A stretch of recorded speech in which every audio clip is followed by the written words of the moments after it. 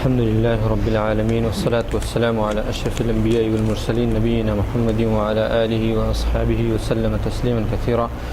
أما بعد، أعوذ بالله من الشيطان الرجيم. بسم الله الرحمن الرحيم. قال الله عز وجل: لا تقم فيه أبدا لمسجد أسس على التقوى من أول يوم أحق أن تقوم فيه رجال يحبون أن يتطهروا واللہ یحب المطہرین. عزیز دوستو اور ساتھیو، جیسے کہ ہمارا علم میں یہ بات ہے کہ ہمارے جو دروس چل رہے ہیں وہ توحید کے موضوع پر چل رہے ہیں، اور الحمدللہ یہ توحید پر 45واں درس ہے. پچھلے درس میں ہم پڑھے تھے کہ کسی بھی درخت سے یا کسی بھی پتھر سے یا کسی بت سے برکت حاصل کرنا یا تبرک حاصل کرنا شرک میں داخل ہوتا ہے. اور اس کی دلیل ہم پچھلے درس میں لیے تھے کہ جیسے کہ صحابہ کرام جو ایمان یا پھر اسلام قبول کر کے چند ہی دن ہوئے تھے، وہ جنگ حنین کی طرف جب نکلے تھے تو راستے میں انہوں نے دیکھا تھا کہ ایک درخت پر مشرکین ایک درخت کے ذریعے سے، جس کو سدرہ کہا گیا ہے حدیث میں، اس کے ذریعے سے مشرکین تبرک حاصل کرتے تھے وہاں پر اپنے اسلحہ لٹکا کر کے. تو صحابہ نے رسول اللہ صلی اللہ علیہ وسلم سے اس کی التجا کی کہ ہمارے لیے بھی ایسی کوئی چیز ایجاد کیجئے جس کے ذریعے سے ہم تبرک حاصل کریں. تو رسول اللہ علیہ وسلم نے کہا کہ یہ اتباع ہے یہود و نصارہ کی یا مشرکین کی، جس کی ہم کرتے آئے ہیں اور جس کی قیامت کے دن تک جو ہے نا مسلمان اس کی اتباع کرتے آئیں گے، اور یہ شرک میں سے ہے جس کو رسول اللہ علیہ وسلم نے کہا ہے. اور اسی طریقے سے ہم پچھلے درس میں یہی پڑھے تھے کہ اگر جو ذبح کرنا ہے وہ ایک بڑی عبادت میں سے ہے، ذبح کرنا ایک بڑی عبادت ہے، مالی اعتبار سے سب سے بڑی عبادت ہے، جس کی ہم دلیل لیے تھے. جیسے کہ اللہ تعالیٰ نے فرمایا تھا قرآن کریم میں: قل ان صلاتي ونسكي ومحياي ومماتي لله رب العالمین لا شریک له وبذلك امرت. اس آیت سے دلیل لیے تھے کہ ذبح کرنا اللہ تعالیٰ کے لیے ہے اور اللہ تعالیٰ کو اس میں کوئی اور شریک نہیں ہے. اور اسی طریقے سے دوسری آیت سے دلیل لیے تھے: فصل لربك وانحر، کہ اللہ تبارک و تعالیٰ نے عبادت جو بدنی عبادت ہے اس میں نماز کو سب سے پہلے ترجیح دی، اور جو مالی عبادت ہے اس میں ذبح کو جو نا اللہ تبارک و تعالیٰ نے زیادہ ترجیح دی ہے. تو اس سے معلوم یہ ہوا کہ ذبح کرنا مالی عبادت میں سب سے بڑی عبادت ہے. تو اس عبادت کو کسی غیر اللہ کے لیے صرف نہیں کیا جا سکتا یا کسی اور کی نظر نہیں کیا جا سکتا، یہ اللہ تعالیٰ ہی کے لیے کرنا ہے. اگر کسی اور کے لیے کریں گے تو شرک ہے. اور اسی طریقے سے ہم پڑھے تھے کہ 3 چیزیں ذبح کرنے کے 3 اصول ہیں. سب سے پہلا اصل یہ ہے کہ اللہ کا نام کے ساتھ ہو، اللہ کے نام کے ساتھ ہو. دوسرا اصل یہ ہے کہ اللہ تعالیٰ کے لیے ہو. اور تیسرا یہ ہے کہ اس جگہ پر ہو جہاں پر غیر اللہ کی عبادت نہ کی جاتی تھی، اور اس جگہ پر ہو جہاں پر اللہ کے علاوہ کسی اور کے لیے ذبح نہ کیا جاتا تھا. تو ان 3 اصول میں سے ہم 2 اصول پچھلے درس میں پڑھے تھے کہ اللہ کے نام کے ساتھ ذبح کیا جائے اور اللہ کے لیے ذبح کیا جائے. انشاءاللہ تبارک و تعالیٰ اس درس میں تیسرا جو اصول ہے اس کے بارے میں پڑھیں گے. اور اسی طریقے سے ہم پڑھے تھے کہ رسول اللہ صلی اللہ علیہ وسلم نے 4 قسم کے لوگوں پر یا پھر 4 اعمال پر یا 4 کام کرنے والوں پر، ایسے 4 کام کرنے والوں پر اللہ رسول اللہ صلی اللہ علیہ وسلم نے لعنت بھیجی تھی. ایک وہ شخص جو اللہ کے علاوہ کسی اور کے لیے ذبح کرے، دوسرا وہ شخص جو اپنے والدین پر لعنت بھیجتا ہے، اور تیسرا وہ شخص جو کسی گنہگار کو اپنے ذمے رکھتا ہو یا اس کو چھپاتا ہو سزا دلوانے سے، اور چوتھا وہ شخص جو زمین کے جو اثرات ہے اس کو بدلتا ہو. یہاں پر ہم پچھلے درس میں رکے تھے اسی چیز کو کہ کس چیز سے ذبح جو کرنا ہے وہ اللہ تبارک و تعالیٰ ہی کے لیے، اور غیر اللہ کو کرنا یا غیر اللہ کے لیے کرنا یہ شرک میں داخل ہوتا ہے. اسی موضوع کو لے کر کے ہم اس درس میں اور آگے انشاءاللہ تبارک و تعالیٰ پڑھیں گے. پچھلے درس میں بتلایا تھا کہ اللہ تبارک و تعالیٰ کے لیے جب ہم ذبح کرتے ہیں تو اس میں 3 چیزوں کا خیال رکھا جاتا ہے. ایک ہے اللہ کے نام کے ساتھ ہونا، دوسرا اللہ کے لیے ہونا، اور تیسری چیز ایسی جگہ ہونا جہاں پر غیر اللہ کی عبادت نہ کی گئی تھی یا پھر غیر اللہ کے لیے ذبح نہ کیا گیا تھا. تو اب یہاں پر ایک شخص یا پھر ایک سوال یہاں پر یہ آتا ہے، یا کوئی شخص یہ کہہ سکتا ہے کہ بہیمۃ الانعام جس کے بارے میں کہا گیا قرآن اور حدیث میں، بہیمۃ الانعام جس کے بارے میں کہا گیا ہے کہ یہ جو جانور ہے، بہیمۃ الانعام جو جانور ہے، ان کو بقرعید میں یا پھر کسی کی پیدائش پر، بچہ یا بچی کی پیدائش پر جو ذبح کرتے ہیں یہ بہیمۃ الانعام میں سے آتے ہیں، جیسے کہ گائے ہیں، اونٹ ہے، بکرا ہے، بکری ہے، یہ تمام چیزیں بہیمۃ الانعام۔ اگر کوئی شخص یہ کہے کہ میں ان کو ذبح نہیں کر رہا ہوں، میں مثال کے طور پہ کسی اور چیز کو ذبح کر رہا ہوں اور وہ صرف اور صرف مجھے کھانا ہے اس کو، مثال کے طور پہ مچھلی ہے جس کو میں ذبح کر رہا ہوں، تو کیا مچھلی بہیمۃ الانعام میں سے نہیں ہے جس کو قرآن اور حدیث نے کہا ہے کہ بہیمۃ الانعام؟ تو کیا یہ چیز غیر اللہ کے لیے ذبح کی جا سکتی ہے؟ اگر کرے تو کیا یہ شرک میں داخل ہوتا ہے؟ یا پھر کوئی اور، جیسے جو ہے نا کوئی کبوتر ہے، کبوتر کو کوئی کھانا چاہتا ہے تو وہ بہیمۃ الانعام میں سے نہیں ہے، تو کیا اس جانور کو کیا غیر اللہ کے لیے ذبح کیا جا سکتا ہے، یا غیر اللہ کے نام کے ساتھ ذبح کیا جا سکتا ہے، یا پھر ایسی جگہ ذبح کیا جا سکتا ہے جہاں پر اللہ کے علاوہ عبادت کی جاتی تھی، یا پھر کہاں وہاں پر غیر اللہ کے لیے ذبح کیا جاتا تھا؟ کیا یہ کرنا شرک میں داخل ہوتا ہے یا نہیں؟ تو اس کے بارے میں حدیث بھی آتی ہے کہ ان تمام چیزوں کو، جو بھی چیز ہم ذبح کر رہے ہیں، چاہے وہ چھوٹی ہو، چاہے وہ بہیمۃ الانعام میں سے ہو یا پھر بہیمۃ الانعام میں سے نہ ہو، چاہے ہم جو بھی چیز ذبح کریں، اگر وہ غیر اللہ کے لیے ہے تو وہ شرک میں داخل ہوتا ہے، اور وہ شخص شرک کے ذریعے سے جہنم میں داخل ہوتا ہے۔ اور اس کی دلیل کہ بہیمۃ الانعام کو چھوڑ کر کے جتنی چیزیں اس کو ذبح کرنے سے بھی شرک ہوتا ہے غیر اللہ کے لیے، تو اس کی دلیل یہ ہے کہ احمد میں یہ روایت ہے، طارق بن شہاب رضی اللہ تعالیٰ عنہ سے روایت ہے کہ رسول اللہ صلی اللہ علیہ وسلم نے فرمایا دخل الجنت رجل فی ذباب، کہ رسول اللہ صلی اللہ علیہ وسلم نے فرمایا کہ ایک شخص ایک مکھی کی وجہ سے جنت میں داخل ہو گیا، ودخل النار رجل فی ذباب، ودخل النار رجل فی ذباب، اور ایک شخص جہنم میں صرف ایک مکھی کی وجہ سے داخل ہو گیا ہے۔ اس کے بارے میں جب یہ صحابہ کے سامنے یہ بات رکھی گئی تو صحابہ نے کہا کہ وَكَيْفَ ذَلِكَ یا رسول اللہ، تو تعجب سے پوچھنے لگے کہ ایک مکھی کے ذریعے سے جنت اور جہنم کا فیصلہ کیسے ہوا، کہ ایک شخص جنت میں گیا اور ایک شخص جہنم میں گیا، تو اس کا فیصلہ کیسے ہوا؟ تو رسول اللہ صلی اللہ علیہ وسلم نے کہا کہ مَرَّ رَجُلَانِ عَلَىٰ قَوْمٍ لَهُمْ صَنَمٌ، کہ دو آدمی ایک ایسی جگہ سے گزر رہے تھے جہاں پر ایک بت رکھا ہوا تھا جس کی عبادت وہاں کے لوگ اس بت کی عبادت کرتے تھے، اس کی تعظیم کرتے تھے، تعظیم ہی نہیں بلکہ لا یجاوزہ احد حتی یقرب شیئا، کوئی بھی آدمی وہاں سے اس وقت تک، اس بت سے آگے اس وقت تک نہیں گزر سکتا تھا جب تک کہ کوئی چیز اس کے نظر نہ کرے یا پھر کوئی چیز اس کے لیے ذبح نہ کرے۔ وہ بت کے سامنے سے جو بھی شخص گزرتا اس کے لیے یہ لازم تھا، وہاں کے لوگ اس کو وہاں سے گزرنے نہیں دیتے جب تک کہ اس کے لیے، وہ بت کے لیے کچھ نہ کچھ قربان کرے یا پھر کچھ نہ کچھ نظر کرے۔ تو دو آدمی وہاں سے گزر رہے تھے تو انہوں نے ان دو آدمیوں کو رکا لیا وہاں کے لوگ، اور کہنے لگے فقالوا لأحدہما، ان دونوں لوگوں میں سے ایک شخص سے وہاں کے لوگوں نے کہا فقرب، قرب، کوئی بھی چیز تم اس بت کے نظر کرو، کوئی بھی چیز تم اس بت کے نظر کرو۔ تو وہ آدمی کہنے لگا لیس عندی شیء یقرب الیہ، لیس عندی شیء اقرب الیہ، کہ میرے پاس کوئی ایسی چیز نہیں ہے جس کے ذریعے سے میں اس بت کو نظر کر سکوں، جو چیز لے کر کے میں اس بت کے نظر کر سکوں یا اس کے لیے ذبح کر سکوں، کوئی چیز میرے پاس ایسی نہیں ہے۔ تو وہاں کے لوگ کہنے لگے ولو کان ذبابا، تمہارے پاس کچھ نہیں ہے تو یہاں پر جو مکھیاں جو اطراف میں جو بت کے ہے وہی ایک مکھی کو لے کر کے ہی تم چڑھا دو، اس کی ہی قربانی دو، اس کی نظر دو، لیکن دینا تم پر فرض ہے۔ تو اس شخص نے کیا کیا؟ فقرب ذبابا، تو اس شخص نے ایک مکھی لے کر کے اس کے بت کے نظر کر دی۔ تو رسول اللہ صلی اللہ علیہ وسلم کہتے ہیں کہ فخلوا سبیلہ فدخل النار، تو جو شخص ایک مکھی کو لے کر کے ایک بت کے لیے نظر کیا تھا، وہ شخص کو انہوں نے راستہ چھوڑ دیا، اور وہ شخص جب مر گیا تو وہ جہنم میں داخل ہو گیا، فدخل النار۔ اور دوسرا شخص جو باقی ہے فقالوا لہ، تو ان لوگوں نے دوسرے شخص سے کہا فقرب، تم کوئی چیز اس کو چڑھاؤ۔ تو اس نے کہا، اور یہاں پر اس آدمی کی ایمان کی قوت اور توحید کی قوت، کہ اس کے سامنے موت کا منظر ایک ہو چکا ہے، یعنی اس کو کہہ دیا گیا ہے کہ اگر تم کوئی چیز نہیں چڑھاؤ گے تو تمہاری موت ہے، یہاں سے تم جا نہیں سکتے، اس کے سامنے اس کی موت ہے۔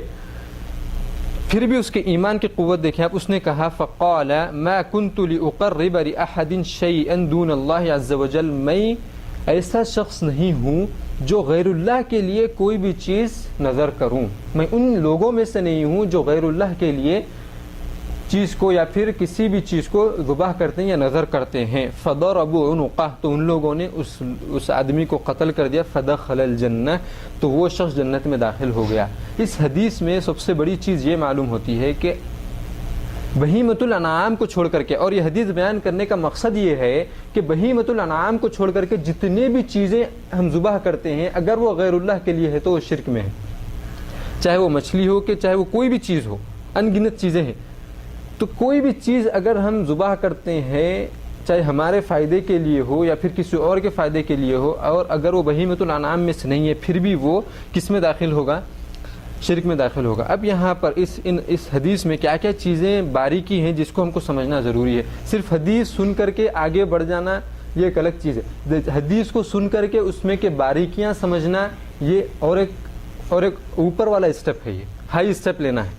تو اس میں باریکیاں کیا چیز، باریکی کیا ہے یا پھر باریکیاں کیا ہے جو توحید سے ملتی ہیں یا توحید سے ریلیٹڈ ہیں۔ تو سب سے پہلی چیز یہ ہے کہ اگر کوئی شخص ایک مکھی کو چڑھانے کی وجہ سے جہنم میں جاتا ہے تو مکھی سے جتنی بھی بڑی چیزیں ہیں اس کو چڑھانے سے یہ کوئی نہیں کہہ سکتا کہ وہ شرک نہیں کر سکتا ہے۔ ایک مکھی جو حقیر ہے، جس کی اوقات کسی انسان کے پاس کچھ نہیں ہے، اس چیز کو چڑھانے کی وجہ سے وہ شخص شرک میں داخل ہوتا ہے اور جہنم میں داخل ہوتا ہے۔ تو اس کے علاوہ اس کے اوپر جو چیزیں جتنی ہیں چاہے وہ جو بھی ہو اس کو بھی کرنے سے کوئی آدمی یہ نہیں کہہ سکتا کہ وہ جہنم میں داخل نہیں ہوگا، ایک چیز۔ دوسری چیز یہ کہ انسان جیسے ہی مرتا ہے اس کا جہنم میں جانا یا پھر جنت میں جانے کا حساب ہو جاتا ہے۔ جیسے ہی انسان کا انتقال ہوتا ہے ویسے ہی وہ آدمی کو معلوم ہو جاتا ہے، یا پھر اللہ تبارک و تعالیٰ اس کو جہنم دکھا دیتا ہے اگر وہ جہنمی ہے، یا پھر جنت دکھا دیتا ہے اگر وہ جنتی ہے۔ تو یہاں پر سمجھنا یہ ہے کہ اس دنیا کی حقیقت کچھ نہیں ہے۔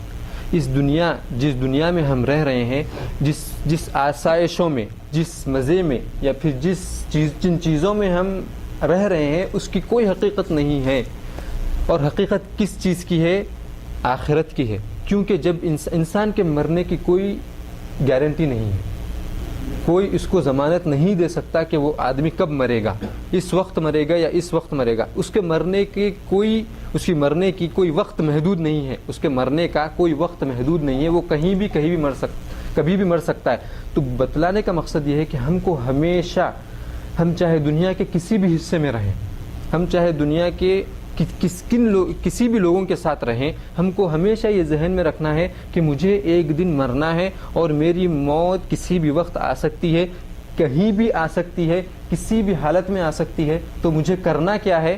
سب سے پہلی چیز کرنا یہ ہے کہ ہم کو اپنے دین کا محاسبہ کرنا ہے، اپنے دل کا محاسبہ کرنا ہے کہ میری نیتوں میں کیا نقصان ہے یا پھر میری نیت کیسی ہے، اس کو سدھارنا ہے۔ اس کے بعد ہمارے اعمال کو سدھارنا ہے۔ اگر گناہ ہو جاتا ہے، گناہ نہیں ہونا یہ کوئی نہیں کہہ سکتا کہ میں گناہ نہیں کرتا ہوں۔ گناہ اگر ہو جاتا ہے تو فوری کیا کرنا ہے؟ توبہ کرنا ہے۔ اور اسی میں بلائی ہے، چاہے آپ کتنے بھی گناہ کر لیں، آپ جب توبہ کریں گے تو اللہ تبارک و تعالیٰ اتنا ہی خوش ہوں گے جتنا کہ اللہ تبارک و تعالیٰ نے آپ کے گناہوں کی وجہ سے جتنا ناراض ہوتے اس سے زیادہ خوش ہو جائیں گے۔ تو بتلانے کا مقصد موت کو ہمیشہ ذہن میں رکھنا ہے۔ کیونکہ جب انسان کی موت آتی ہے تو اس کے جنت اور جہنم کا فیصلہ جبھی ہوتا ہے۔ اسی لیے اعمال کو سدھارنا اسی دنیا میں ہے۔ یہ وقت جانے کے بعد کبھی یہ وقت آنے والا نہیں ہے۔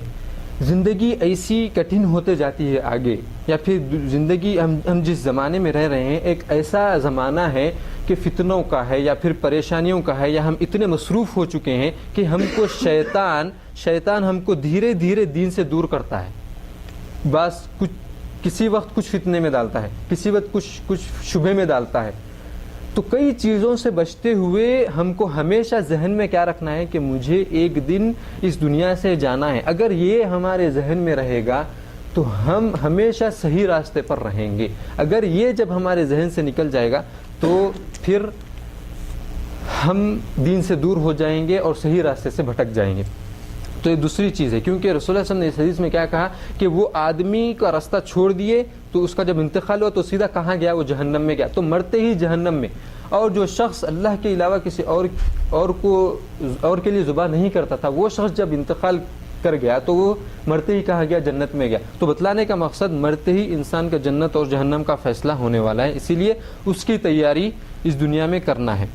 اور ایک نقطہ اس حدیث سے یہ بھی معلوم ہوتا ہے کہ اس حدیث میں یہ کہا گیا کہ ایک شخص نے ذبح کیا غیر اللہ کے لیے تو وہ جہنم میں داخل ہو گیا، تو اس شخص کے بارے میں یہ بھی ہو سکتا ہے کہ وہ ڈر کر کے کیا ہوگا، اس کے اندر ایمان تھا، دل میں ایمان تھا، اور وہ ظاہری طور پر بتلانے کے لیے، زندگی بچانے کے لیے، اس کے بیوی بچوں کے لیے شاید کیا ہوگا، وہ یہ ایک چیز ہو سکتی ہے، یا پھر وہ دل سے مان کر کے کیا ہو۔ اگر اس نے دل سے مان کر کے کیا ہے غیر اللہ کے لیے تو وہ شرک میں ہے۔ لیکن دوسرا جو مسئلہ ہے کہ اگر وہ کراہیت سے کیا، ناپسندیدہ چیز تھی اس کے پاس، وہ نہیں کرنا چاہتا تھا لیکن پھر بھی وہ کیا ہے، تو اس کے بارے میں تو قرآن میں بھی ہے کہ جو شخص کے دل میں ایمان ہے اور وہ کراہیت کے طور پر اگر شرک کرتا ہے تو اللہ تبارک و تعالیٰ اس کو معاف کر دیں گے۔ یعنی وہ نہیں چاہتا ہے لیکن وہ مجبور ہے، وہ مجبوری کے طور پر اگر کر رہا ہے۔ مثال کے طور پہ آج کے زمانے میں جہاں پر بھی مسلمانوں کے ساتھ ظلم ہو رہا ہے، جہاں پر بھی مسلمانوں کے ساتھ زیادتی ہو رہی ہے، جہاں پر لا الہ الا اللہ کہنے پر قتل کیا جا رہا ہے مسلمانوں کو، اگر وہ مسلمان مجبوری کے طور پر اپنے بیوی بچوں کے لیے یا اپنی جان بچانے کے لیے اگر وہ کہتا بھی ہے کفریہ الفاظ، تو اللہ تبارک و تعالیٰ نے کہا ہے کہ اس کو معافی ہے۔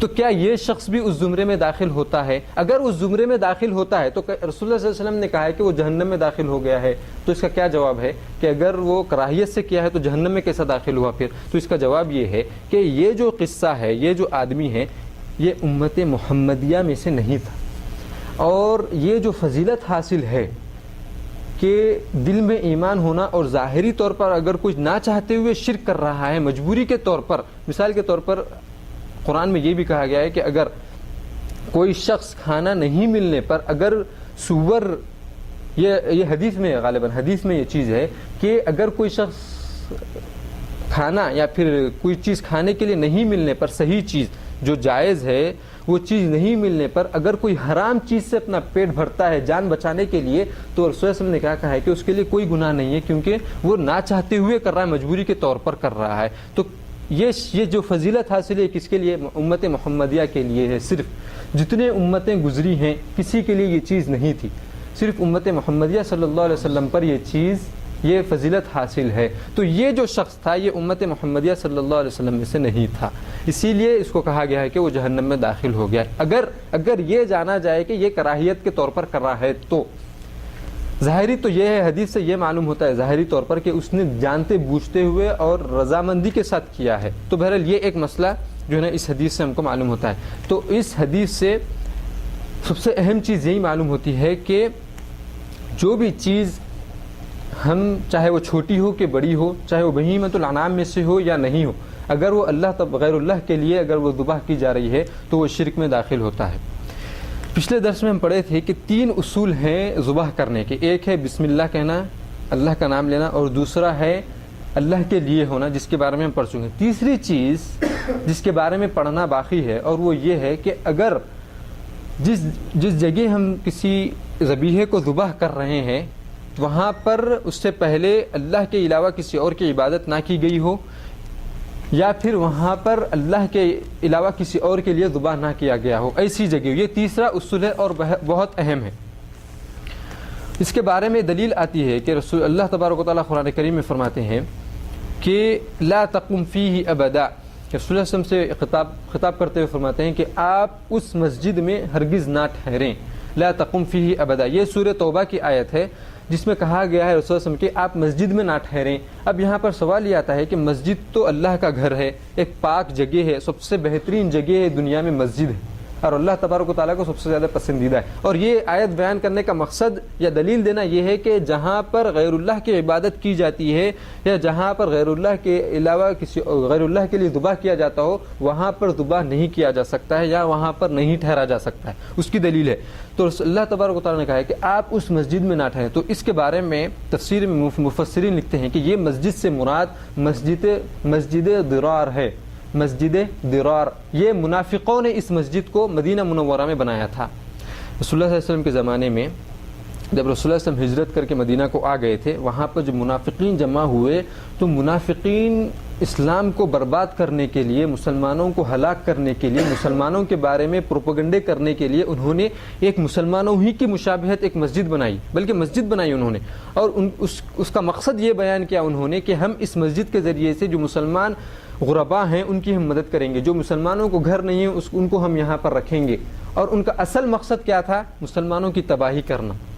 اور یہ بات رسول اللہ صلی اللہ علیہ وسلم کو نہیں معلوم تھی۔ کیوں؟ کیونکہ رسول اللہ صلی اللہ علیہ وسلم علم غیب نہیں جانتے تھے۔ تو اللہ تبارک و تعالیٰ نے کہا کہ آپ اس مسجد میں نہ ٹھہریں، مسجد درار میں۔ اور یہ واقعہ اس طریقے سے آتا ہے کہ منافقین رسول اللہ صلی اللہ علیہ وسلم کے پاس جب یہ مسجد بنا چکے تو رسول اللہ صلی اللہ علیہ وسلم اس زمانے میں رسول اللہ صلی اللہ علیہ وسلم جنگ تبوک کے لیے نکل رہے تھے، تیاری کر رہے تھے۔ تو منافقین آ کر کے کہنے لگے کہ آپ جانے سے پہلے، جنگ کے لیے جانے سے پہلے اس مسجد میں آ کر کے نماز پڑھیے۔ منافقین کیا کہنے لگے کہ ہم جو مسجد بنائے ہیں اس مسجد میں آ کر کے آپ جو ہے نا نماز پڑھیے۔ تو رسول اللہ صلی اللہ علیہ وسلم نے معذرت ظاہر کی اور کہا کہ میں جب جنگ سے واپس آؤں گا تو تب پڑھوں گا، ابھی وقت نہیں ہے۔ تو رسول اللہ علیہ وسلم جنگ پر چلے گئے۔ پھر جب واپس آئے اور واپس آتے ہی جیسا رسول اللہ صلی اللہ علیہ وسلم نے وعدہ کیا تھا اس کے مطابق جب مسجد کی طرف بڑھ رہے تھے تو اللہ تبارک و تعالیٰ نے یہ آیت نازل کی اور منافقوں کے بارے میں اصلی حقیقت بتلا دی کہ انہوں نے یہ مسجد کیوں بنائی ہے۔ اور اللہ تبارک و تعالیٰ نے فرمایا لا تقم فیہ ابدا لمسجد اسس علی التقوی من اول یوم، وہ مسجد میں آپ کا ٹھہرنا یا پھر وہاں پر آپ کا نماز پڑھنا سب سے زیادہ بہتر ہے جس مسجد کو تقوی کی بنیاد پر بنائی گئی ہو، جو مسجد تقوی کی بنیاد پر بنائی گئی۔ اور یہ مسجد سے مراد مسجد قباء ہے، جس کے بارے میں مسجد قباء کی فضیلت بیان کرتے ہوئے رسول اللہ صلی اللہ علیہ وسلم فرماتے ہیں کہ وہاں پر ایک نماز پڑھنے کا اجر ایک عمرہ کرنے کے برابر ہے۔ کتنا ہے؟ ایک نماز پڑھنے کا اجر ایک عمرے کے برابر ہے۔ مسجد قباء جو مسجد مدینہ منورہ میں جو قائم ہے مسجد قباء، وہاں پر ایک نماز پڑھنے کا اجر کتنا ہے؟ ایک عمرے کے برابر ہے۔ تو اس مسجد میں اس مسجد کے بارے میں اللہ تبارک و تعالیٰ فرماتے ہیں کہ یہ مسجد تقوی کی بنیاد پر بنائی گئی ہے، اس میں آپ کا نماز پڑھنا اور یہاں پر ٹھہرنا سب سے زیادہ بہتر ہے۔ ان تقوم فیہ رجال یحبون ان یتطہروا، یہ مسجد میں یعنی مسجد قباء میں ایسے لوگ رہتے ہیں جو طہارت کو پسند کرتے ہیں، جو نیکی کو پسند کرتے ہیں۔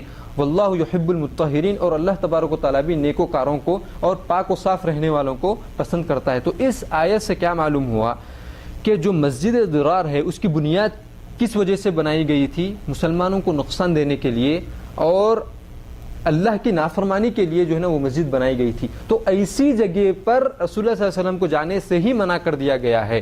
تو اس آیت کو بیان کرنے کا مقصد کہ اس جگہ پر جہاں پر اللہ کی معصیت ہوتی ہے یا پھر غیر اللہ کی عبادت کی جاتی ہے یا مسلمانوں کے خلاف پروپیگنڈے کیے جاتے ہیں، اس جگہ پر جانا ہی جب منع ہے، وہاں پر جانا ہی جب منع کر دیا گیا ہے وہاں جانے سے ہی، تو وہاں پر ذبح کرنا تو بدرجہ اولا بھی غلط ہے، وہاں پر ذبح کرنا بھی۔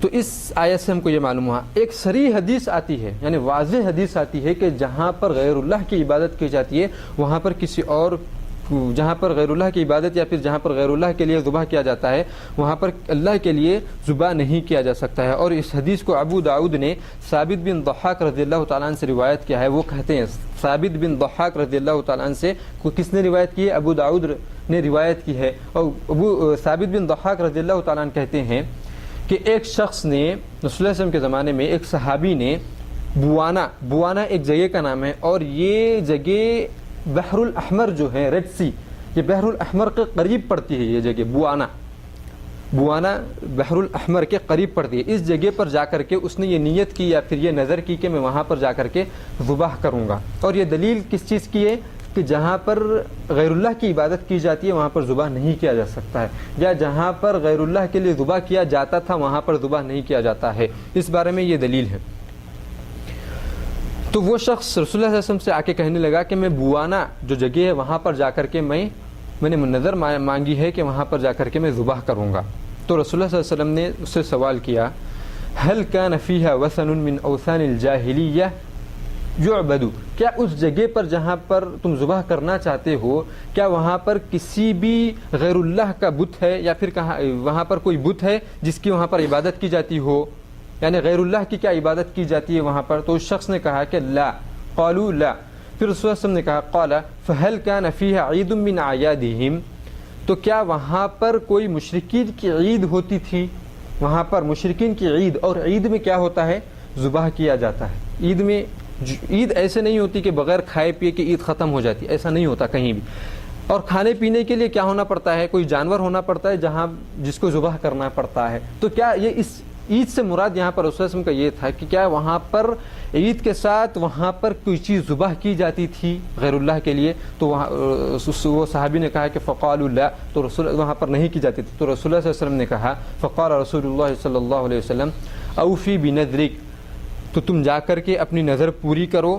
فإنه لا وفاء للنذر في معصیة اللہ، تو اگر کوئی شخص کوئی نظر مانگتا ہے تو اور ایسی نظر مانگتا ہے جس میں اللہ کے ساتھ اللہ کی نافرمانی ہے، ایسی نظر جس میں اللہ کی نافرمانی ہے یا اللہ اور رسول اللہ صلی اللہ علیہ وسلم کے احکام کے خلاف ہے، ویسی نظر میں اس نظر کو پورا کرنا جائز نہیں ہے. ولا فيما لا يملك ابن آدم، اور ایسی چیز میں بھی نظر کو پورا کرنا جائز نہیں ہے جس چیز میں انسان قدرت نہیں رکھتا ہو، جس چیز میں انسان قدرت نہیں رکھتا ہو. مثال کے طور پہ یہ جو چیز ہے کہ جس چیز میں انسان قدرت نہیں رکھتا ہو، اس سے مراد یہ ہے کہ مثال کے طور پہ کوئی شخص، ایک احمد اور ایک عابد ہے، دو نام ہیں، ایک احمد ہے اور ایک عابد ہے. احمد نے یہ نظر مانگی کہ اگر میں امتحان میں کامیاب ہو گیا، یا پھر مجھے اگر جاب مل گئی، یا پھر میرا بچہ کامیاب ہو گیا کسی چیز میں، تو میں عابد کی کار کو صدقے کے طور پر دے دوں گا. احمد کیا نظر مانگ رہا ہے کہ میں عابد کی، جبکہ احمد کی کار نہیں ہے، وہ کیا کر رہا ہے کہ اپنے بھائی جو عابد ہے اس کی کار کو صدقہ دینا چاہے. کیوں؟ وہ اس کی ملکیت نہیں ہے، اسی لیے یہ جائز نہیں ہے. کوئی شخص جو ہے نا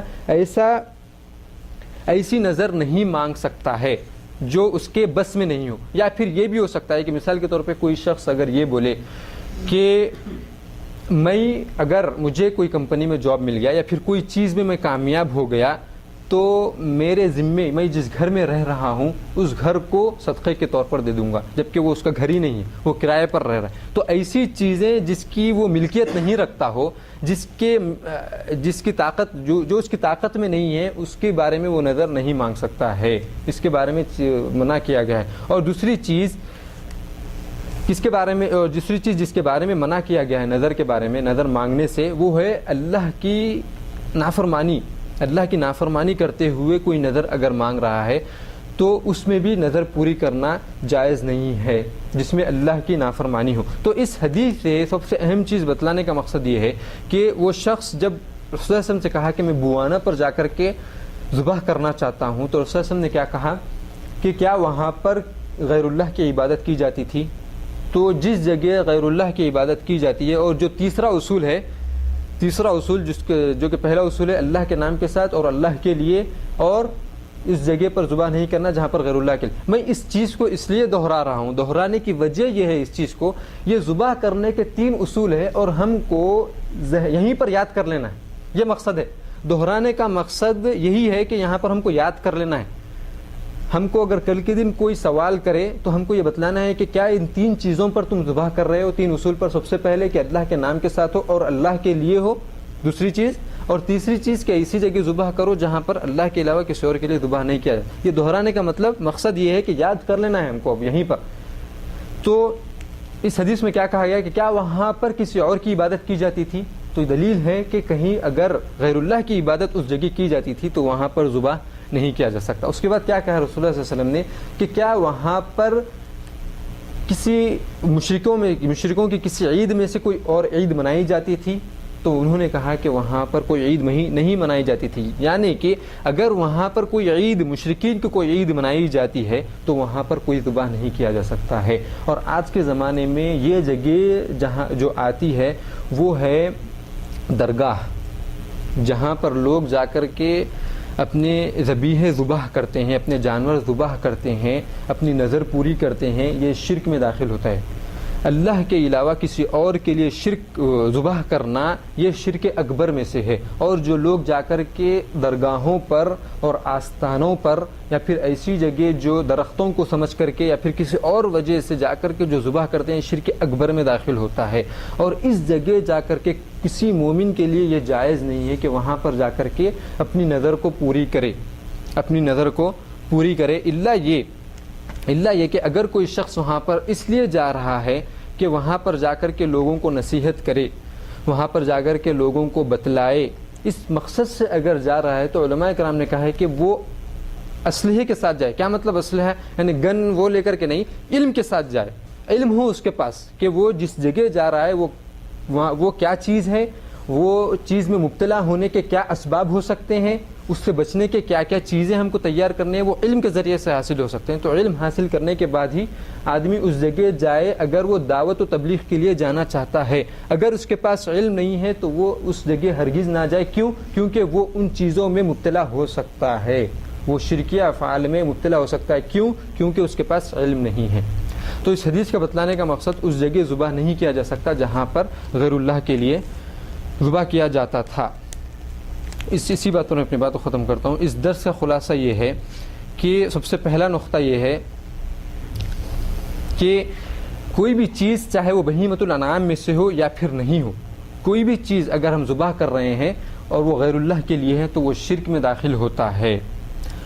دوسرا نقطہ یہ ہے کہ ہم کو ہمیشہ یہ ذہن میں رکھنا ہے کہ مجھے اس دنیا سے ایک نہ ایک دن جانا ہے, اور وہ دن کبھی بھی آ سکتا ہے, وہ وقت کبھی بھی آ سکتا ہے, وہ جگہ کہیں بھی ہو سکتی ہے. یہ ہم کو ذہن میں رکھنا ہے اور ہمارے اعمال کو, ہماری نیتوں کو اور ہمارے ہر چیز کو درست کرنا ہے, آخرت کے لیے درست کرنا ہے. دوسرا نقطہ. تیسرا نقطہ یہ ہے کہ جو شخص کہ تین جو اصول ہیں ذبح کرنے کے, جو اللہ کے لیے, اللہ کے نام کے ساتھ ہونا ہے اور اللہ کے لیے ہونا ہے, اور اس جگہ ذبح نہیں کرنا ہے جہاں پر غیر اللہ کی عبادت کی جاتی تھی یا پھر جہاں پر غیر اللہ کے لیے ذبح کیا جاتا تھا. اسی بات پر میں اپنی بات کو ختم کرتا ہوں, اور اللہ تبارک و تعالیٰ سے دعا ہے کہ اللہ یہاں پر جو بھی کہا سنا گیا اس پر ہم کو عمل کرنے کی توفیق عطا فرمائے. یا اللہ یہاں پر جو بھی کہا سنا گیا اس پر ہم کو عمل کرنے کی توفیق عطا فرمائے. یا اللہ یہاں پر جو علم ہم حاصل کیے اس کو ہمارے سینوں میں محفوظ کر دیجیے. یا اللہ یہاں پر جتنے حضرات موجود ہیں ان سب کے چھوٹے اور بڑے گناہوں کو معاف فرما دیجیے. یا اللہ یہاں پر جتنے حضرات موجود ہیں ان سب کے چھوٹے اور بڑے گناہوں کو معاف فرما دیجیے.